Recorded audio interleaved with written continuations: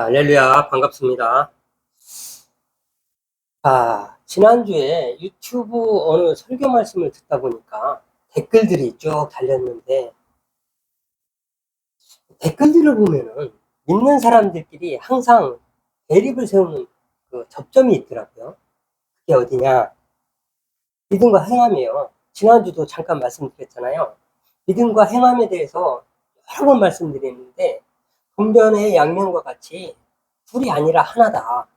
야고보 사도가 영혼 없는 몸이, 육체가, 영혼 없는 몸이 뭐예요? 시체잖아요.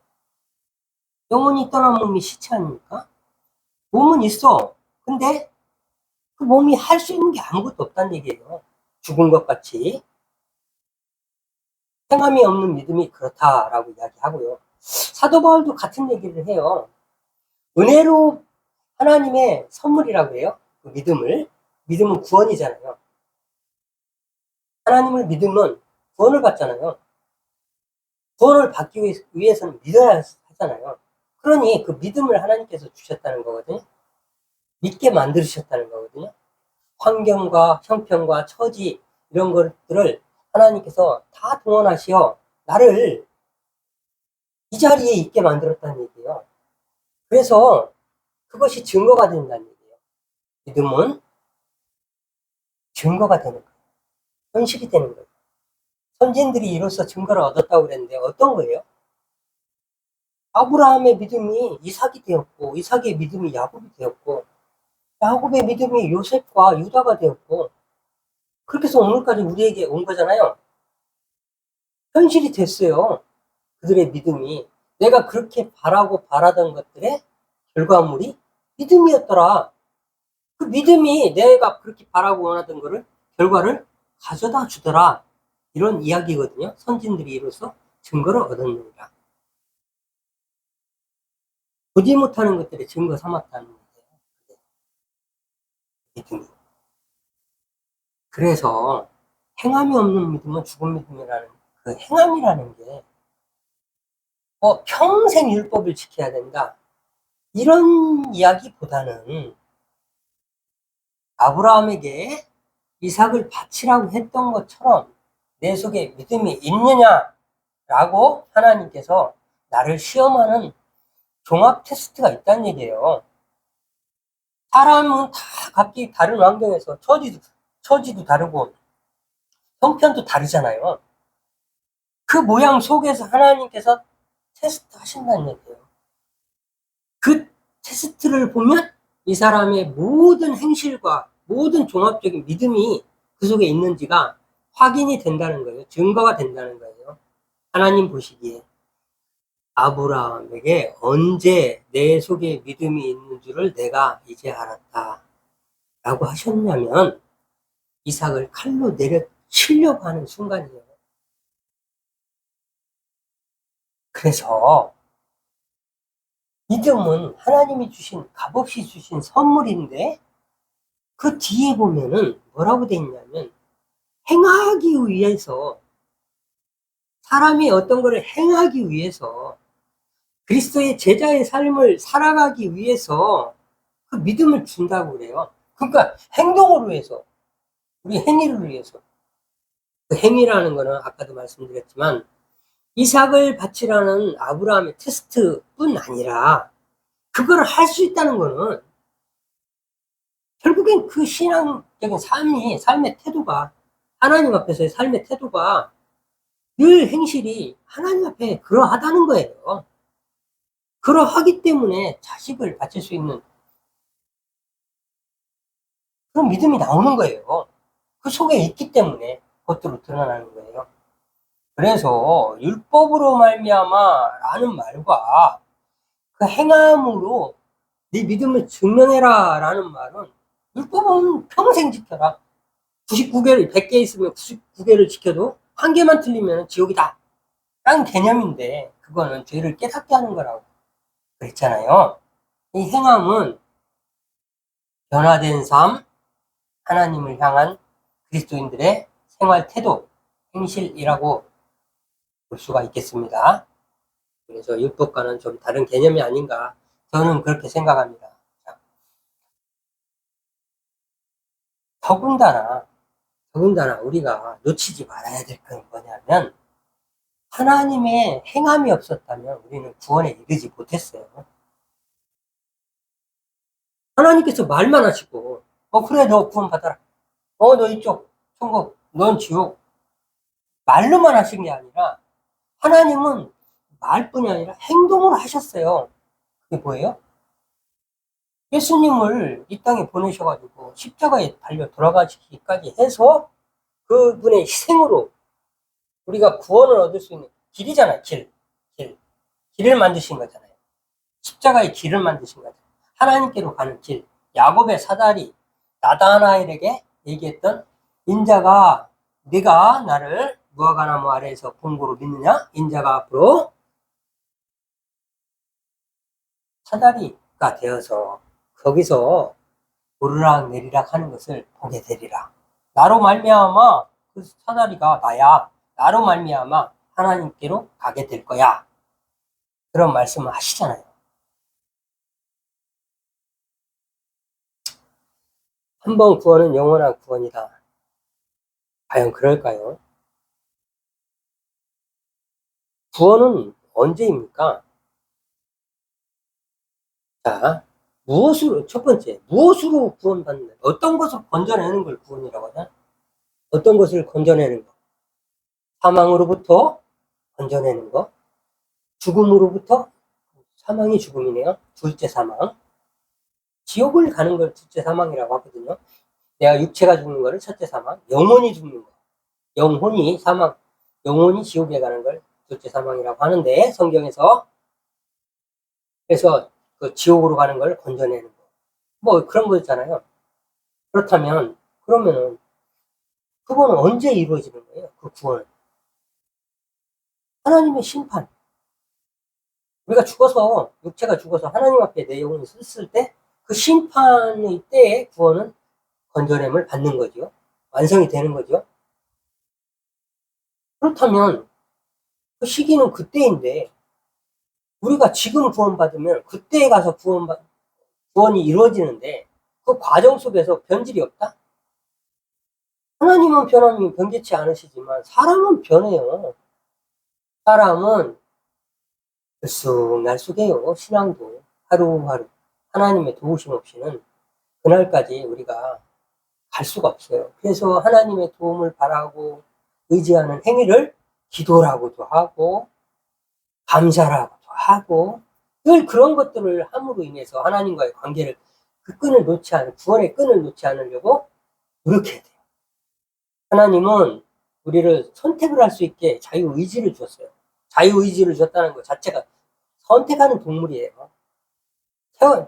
지금 일어날까? 조금 이따 일어날까? 눈 뜨면서부터 선택을 하게 돼 있고요. 밥 먹으면서도 숟가락을 들까? 젓가락을 들까? 선택을 하게 돼 있고요. 깍두기로 갈까? 김치로 갈까? 깍두기가 김치인가요? 배추김치로 갈까? 선택을 하게 돼 있고요. 인생은 평생 선택을 하는 동물이에요.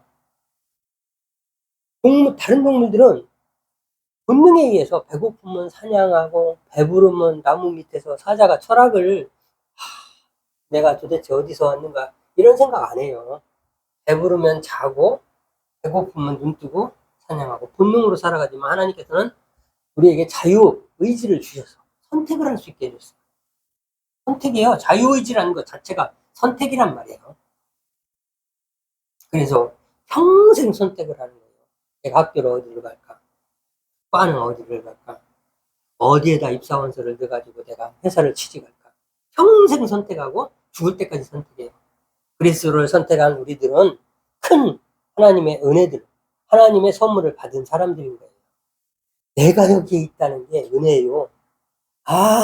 이게 있을 수 없는 일이네. 보이진 않는 하나님을 내가 있다고 어떻게 믿고 여기에 앉아 있을까? 어떻게 이런 부모를 만나서 내가 하나님을 알게 됐을까? 모든 것이 하나님의 은혜였네요 라고 겸손한 신앙 고백을 하는 것이 하나님의 선물입니다 라는 거예요. 그러면 여기 사도 바울은 뭐라고 그랬는지 한번 볼까요? 사도 바울의 말과 야고보 사도의 말이 부딪히는 거거든요. 믿음장이. 그래서 야고보 사도는 행함이 없는 믿음은 죽은 믿음이다 라고 확실하게 이야기했는데, 사도 바울은 믿음은 선물이라, 하나님이 값없이 주시는 은혜의 선물이라고 이야기를 했어요. 그래서 그 두 개가 부딪히는 건데, 과연 사도 바울이 행함을 이야기하지 않았을까요? 에베소서 한 2장, 에베소서가 야고보서는 5장이고 에베소서는 6장이야. 장수도 비슷해요. 에베소서 2장 한번 볼까요? 찾아볼까요?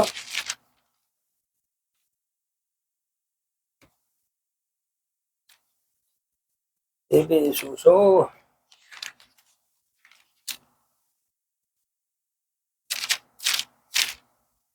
2장, 어렵지 않나요?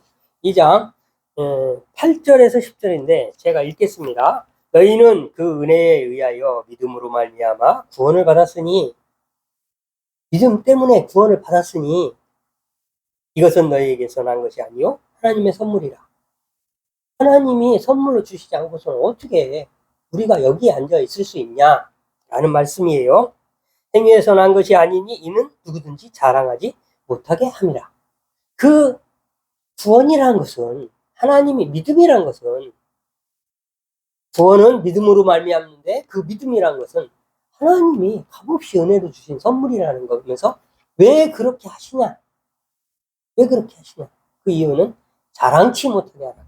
내가 하나님 앞에 자랑치 못하게 하라. 제가 이렇게 했습니다, 하나님. 예수 그리스도의 피가 헛되지 않게 하시려고 라고 이야기할 수도 있겠네요. 그런 거예요. 그런 원리가 담겨있는 말이에요. 그래서 자랑치 못하게 함이라. 근데 10절에 가면 그 하나님의 선물이 왜 주셨는지가 나와요. 우리는 그가 반드시 만드신 바라 그리스도 예수 안에서 선한 일을 위하여 지으심을 받은 자니, 선한 일을 하라고 지으셨대요, 우리를. 그러면서 이 일은 하나님이 전에 예비하사 우리로 그 가운데서 행하게 하려 하심이로다. 행하게 하려고 그렇게 하셨다. 행하게 하려고 하셨음이로다. 라고 이렇게 마무리가 돼요. 행함을 위해서 그 믿음을 선물로 줘서 강한 믿음으로 말미암아 그렇게 살아낼 수 있게 만들어 주셨다는 거예요. 그렇게 어떤 것을 행위로 인해서 믿음이 온 게 아니라 하나님이 믿음을 주셔서 믿어져서 그것을 해낼 수 있게, 행함을 할 수 있게 했다는 거예요. 그러니 사도 바울도 행함에 대해서 어떻게 이야기하고 있는지 우리가 잘 알 수 있는 부분이에요. 사람은 말이죠, 이 선택을 할 수 있다는 거, 자유의지를 줬다는 거, 이성을 줬다는 거, 영을 줬다는 거, 동물들과 같지 않고 영을 줬다는 거거든요. 그래서 살아있는 영이 되게 했다고. 그래. 껍데기가 내가 아니라 영이 나거든요. 그리스도인들은 정체성을 잘 알아야 돼요. 영혼이 나예요. 영혼이. 육체가 내가 아니라, 껍데기가 내가 아니라. 이거 하나님께서 뭐라고 그랬냐, 흙이라고 그랬어요. 껍데기는. 이 영혼이 살아있는 생명이 되게 하신 줄, 아담의 코에 생기를 불어, 하나님의 영을 불어넣어서, 하나님의 호흡을 불어넣어가지고 살아있는 영이 되게. 영이 나라는 분명히 말씀하시잖아요. 살아있는 영. 영이 지금 돌아다니고 있는 거거든요. 우리가 왔다 갔다 하는 게. 그래서 그 영혼 때문에 우리가 선택을 할 수도 있고, 지능이라는 게 있어요. 지능이라는 게 있어가지고 이따가 이제 말씀드리겠지만, 그 지능이 모든 것들을, 사람은 다른 동물들과 다르게 교활할 수 있다는 얘기를 하고 싶은 거예요, 지금. 그 지능이 좋은 쪽으로도 사용될 수 있지만 교활할 수도 있다는 거예요. 그래서 그거는 이제 다음에 삼위일체에 대해서 얘기하면서 좀 설명을 드리도록 하겠습니다. 그래서 행함은 사도 바울도 그렇고 에베소서도 그렇고 야고보서도 그렇고 행함을 위하여, 행함이 없는 믿음은 죽은 믿음이라 같은 얘기를 하고 있다라고 말하는 거예요. 사람은 교활해서 내가 유리한 것만, 그 철만 가지고 하나님의 선물이다. 우리가 하면 뭐 해서 뭐 얻는 거 없다. 얻은 다음의 삶은 행하기 위해서, 믿음은 라고 에베소서에서 이야기하고. 자, 잊지 맙시다. 그렇게 하신 이유가 행하게 하려 하심이라 라고 마무리하고 있다는 거, 말의 결론을 내고 있다는 걸 에베소서 가지고 중간에 자꾸 중간만 내가 유리한 것만 발췌해가지고 나는 가만히 있어도 구원받고 싶죠? 그 하나님은 그 교활을 쳐다보고 계시다는 거예요. 사람의 그 간악한 계산을. 그러므로 우리는 어린아이와 같이 계산하지 않고 그냥 그분만 높여드리면 돼요. 어린아이처럼 이런저런 생각할 거 없이. 왜 자꾸 댓글들 보니까 율법적이다 이런 사람들 보면 그냥 마음에 팍 오는 게, 저는 그냥 아무렇게나 살아도 구원받고 싶구나. 하나님의 선물이라고 그분을 높여드리는 것 같지만 그 믿음이 성숙하지 못했구나. 그래서 심판의 때에 구원이 완성이 되므로 지금 내가 구원받았다 한들, 예를 들어서 자기들이 주장하는 대로 믿음이 생겨서 구원받았다 한들 그 믿음이 지속이 되려면은 여러 가지 과정도 있겠지만 심판의 때에 그렇게 되려면 어떻게 해야 된다? 믿음을 경주해라. 달리라. 선수처럼. 열심을 다해서 달리라. 그 얘기는 믿음을 놓지 않으려고 노력해라. 그 다음에 뭐라고 했어요? 구원을 이루라. 이루라. 하나님이 주신 거는, 단박에 주신 건 뭐예요? 예수 그리스도의 십자가에서 단박에 주셨죠. 왜? 그 예수님의 십자가가 오늘 나에게도 유효하고요. 내 자식들한테도 유효하고, 내 그 자식들한테도 유효하고, 100년 뒤의 사람, 200년 뒤, 1000년 뒤의 사람들한테도 유효한 거예요. 한 번에, 단번에. 하나님이 그렇게 하셨다는 거예요. 나한테 단번에 주셨다는 게 아니라 모든 세대에게 한 방에, 단번에, 단 한 번에 라는 말이잖아요. 그런 거예요. 결론적으로 제가 이런 이야기를 본문 들어가기 전에 한 거는, 하나님의 말씀을 자꾸 갖다 붙여서 내가 유리한 것으로 해석하려고 하면은 그건 믿음이 아니에요. 하나님 앞에 올바른 변화된 삶, 아까 행일이가 뭐라고 그랬어요? 하나님 앞에 변화된 삶, 하나님 앞에서의 자세, 생활, 태도, 그분 앞에서의 행실, 태도라고 그랬어요. 태도. 그래서 그 부분을 잘 잊지 말고 하나님 앞에 설 때까지 믿음의 경주를 게을리하지 않는 우리가 됩시다. 오늘 본문은 요한복음 13장 31절에서 35절로 읽었는데요. 사실은 이 이야기를 왜 하려고 그러냐면 계명에 대해서 이야기를 하려고 그래요.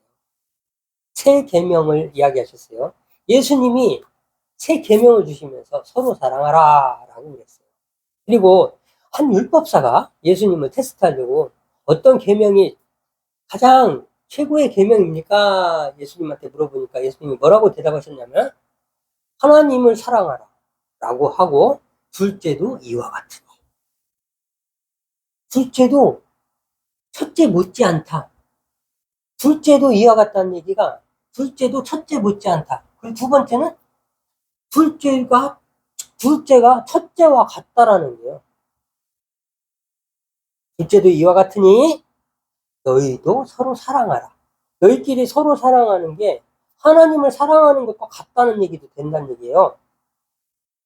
그리고 하나님을 사랑하는 것 못지않게 첫 번째 계명과 같다. 아주 묘한 표현이죠. 기가 막힌 지혜로운 표현이에요. 둘째도 이와 같으니. 제일 중요한 거 하나를 선택할 줄 아는데 하나를 선택하시고 둘째를 말씀하시면서 둘째도 이와 같으니, 첫 번째와 못지않으니. 그러니 말씀은 순서대로 하나님을 먼저 말씀하시고 우리끼리 서로 사랑하는 걸, 하나님을 사랑하는 걸 먼저 말씀하시고 우리끼리 서로 사랑하는 걸 두 번째로 말씀하셨지만 같다라고 표현하신 거예요. 기가 막힌 지혜로운 표현이죠. 예수님의 지혜로움은 성경 곳곳에 나와 있죠. 세금에 대해서 이야기할 때 로마의 속국이었던 이스라엘의 함정을 빠뜨리려고 뭐라 그랬냐면 세금을 바치는 게 가하니까 불가하니까 이렇게 말씀하죠. 질문을 던지니까 예수님이 가이사의 것은 가이사, 하나님의 것은 하나님에게. 그러니까 뭐예요? 헌금으로, 오늘날 헌금으로 이야기하면은, 너 자꾸 11조 따지고 싶니? 그거 아까워? 그게 돈으로 보여? 난 돈 필요 없어. 하지 마. 하나님의 선물로 보여? 은혜로 보여? 이게 막, 하나님 감사합니다. 내가 나 같은 사람에게도 이렇게 하나님 덕분에 이렇게 월급을 받았어요. 내가 수입을 얻었어요. 그래서 하나님 하루하루 살아가요.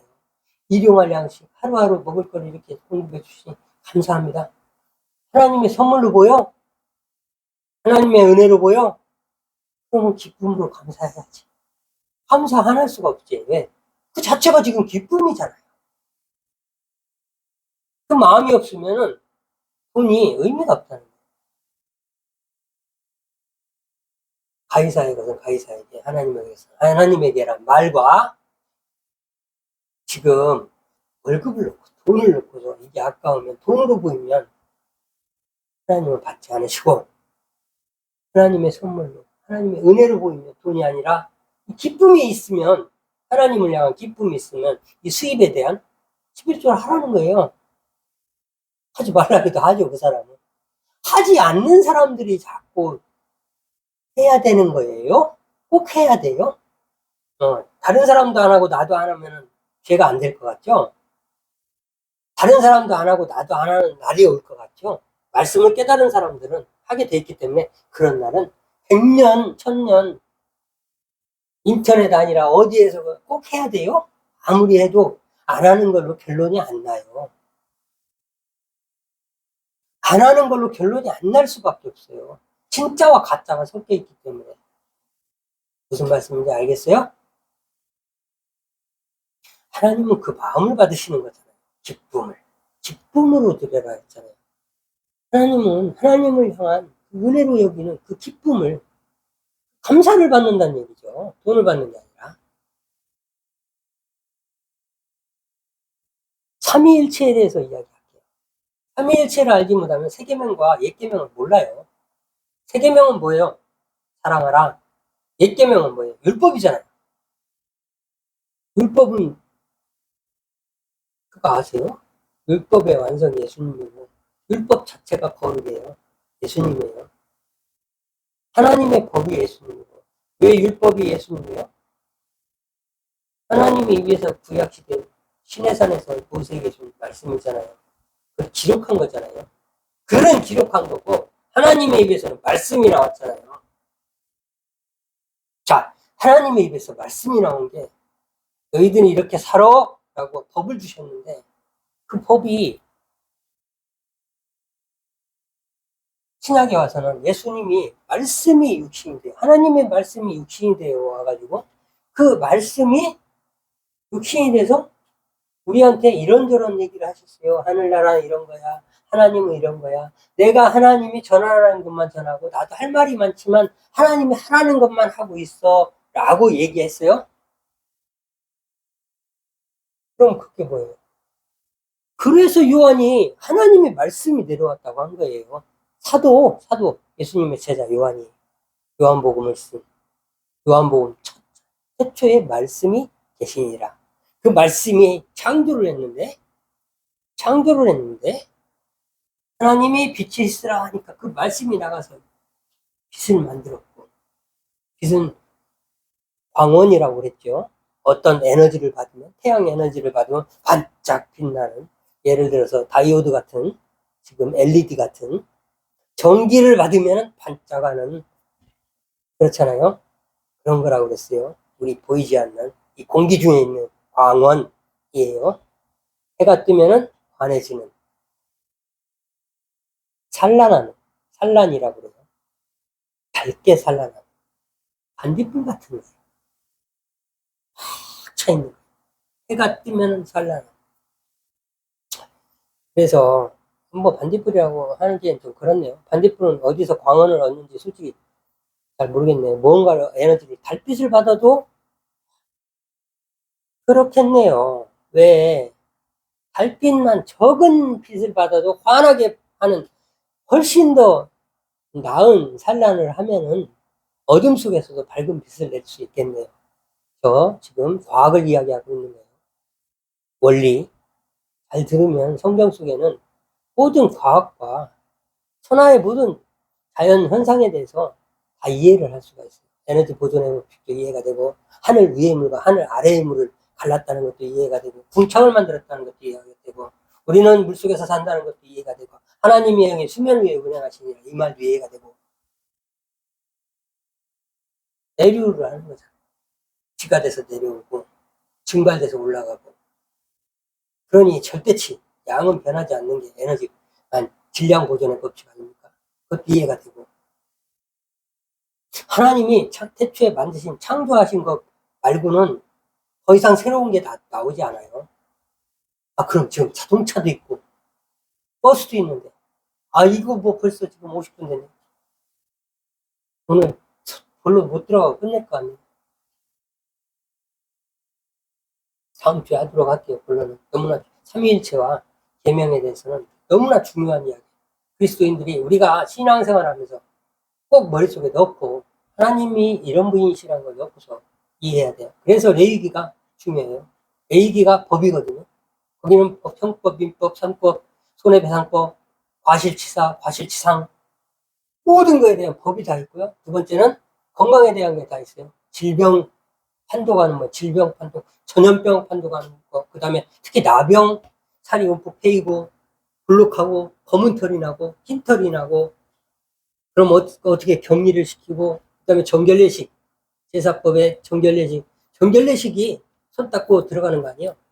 발 닦고 들어가는 거예요. 항상 하나님 앞에 정결하게 쓰는 거잖아요. 그래서 유대인들은 항상 어느 집에 들어가든 손 닦을 물과 발 닦을 물을 주는 게 예의잖아요. 근데 어떤 여자가 어느 라삐의 집에 들어갔어요. 율법사의 집에 들어갔는데, 그리스도인인가요? 정확한 어휘는 생각 안 나지만 어느 집에 들어갔는데 초대를 받았는데 그 옥합을 가지고 와가지고 그게 깨뜨려가지고 발을 닦고 머리로 발을 막 씻겨주고 하는 여인이 있으니까 다들 분을 내가면서 세상에 저게 그 옥합 하나면은 사람들 얼마를 구제할 수가 있는데 저게 지금 뭐 하는 짓이냐고 막 분을 내가면서 제자들도 그러고 모든 사람이 그럴 때 예수님이 하신 말씀 있죠? 내버려둬라. 이 사람은 지금 나의 죽음을, 장례를 준비하고 있다. 그러면서 뭐라고 하냐면 너는 초대는 했지만 내가 들어왔을 때 나만 기적이나 바라고 있고 이 사람 입에서 무슨 소리가 날까 내가 취할 것들만 쫑긋하고 있었지만 발 닦을 물도 안 줬잖니. 하다못해 손 닦을 물도 안 줬잖니. 초대는 했으면서 내가 원하는 것만 막 주시하고 있었잖니. 무슨 소리 하실까? 무슨 기적을 베풀까? 그때 정결례식이에요. 그래서 중세에 흑사병이 유럽 인구의 3분의 1이 죽었거든요. 근데 중세 흑사병 때 유대인들은 안 죽었어요. 흑사병으로. 이 정결례식이. 그러니까 복원에 대해서도 레이기에 나와 있고요. 레이기를 알아야 법도 알고 왜 하나님의 말씀이 법이 돼가지고 그 법이 내려오셔가지고 그 법이 율법을 완성하는 그리스도의 십자가의 죽음이 율법의 완성이라고 했는지 그 법이 죽어야 됐는지 그걸 이해가 되기 때문에 다음 주에 그거 설명을 할게요. 너무 많은 시간이 갔어요. 행함에 대해서 아까 이야기하다 보니까 언제나 늘 그래요. 할 말이 많은 것 같아요. 제가 생각보다.